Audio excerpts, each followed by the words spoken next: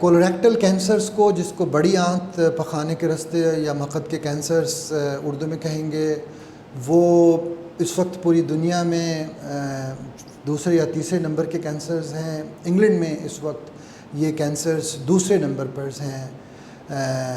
اور ان کی جو وجوہات ہیں ان کینسرز کے ہونے کی، وہ پرائمریلی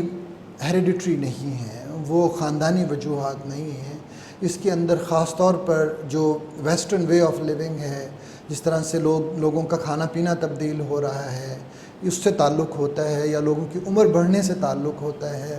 یا اس کا جو دوسری ایسوسیٹڈ جو بیماریاں ہوتی ہیں، جو کولوریکٹل کینسرز کی سے ریلیٹڈ بیماریاں ہوتی ہیں، جو کہ بعد میں کینسر میں کنورٹ ہو جاتی ہیں، خاص طور پہ انفلیمیٹری باؤل ڈیزیزز وہ ہوتی ہیں، یا پھر اس میں جو جیسا کہ میں نے پہلے عرض کیا کہ جو انہیریٹڈ جو فیملیل ڈیزیزز ہیں وہ کولوریکٹل کینسرز میں کنورٹ ہو جاتے ہیں۔